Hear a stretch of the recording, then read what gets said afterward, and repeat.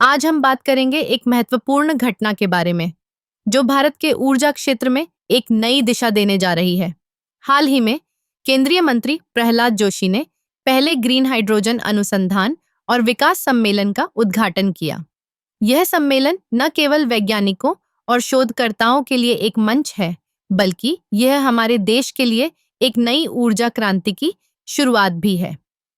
Green hydrogen, जिसे हम स्वच्छ ऊर्जा का भविष्य मानते हैं, वह ऊर्जा है जो जलवायु परिवर्तन के खिलाफ हमारी लड़ाई में एक महत्वपूर्ण भूमिका निभा सकती है।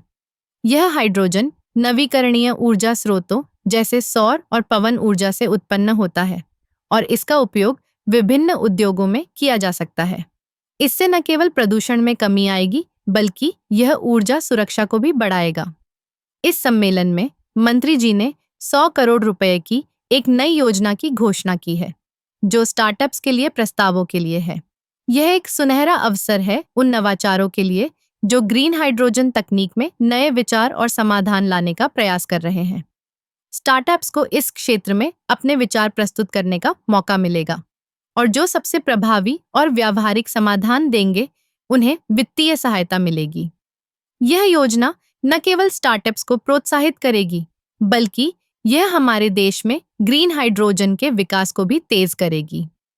इससे रोजगार के नए अवसर पैदा होंगे और हमारे युवा उद्यमियों को अपनी प्रतिभा दिखाने का मौका मिलेगा।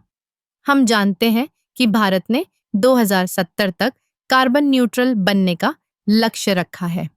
ऐसे में ग्रीन हाइड्रोजन का विकास और उपयोग हमारे लिए अत्यंत आवश्यक है। यह न केवल हमारी ऊर्जा जरूरतों को पूरा करेगा, बल्कि वैश्विक स्तर पर भी भारत की स्थिति को मजबूत करेगा। इस सम्मेलन में विभिन्न विशेषज्ञों ने ग्रीन हाइड्रोजन के फायदों और चुनौतियों पर चर्चा की। उन्होंने बताया कि कैसे यह तकनीक न केवल औद्योगिक उपयोग में, बल्कि परिवहन और घरेलू ऊर्जा में भी क्रांतिकारी बदलाव ला सकती है। मंत्री जी ने इस बात पर जोर दिया कि हमें एकजुट होकर काम करने की आवश्यकता है। सरकारी, निजी और शैक्षणिक संस्थानों के बीच सहयोग से ही हम इस क्षेत्र में सफलता प्राप्त कर सकते हैं। इस प्रकार यह सम्मेलन न केवल एक मंच है, बल्कि यह एक नई शुरुआत है।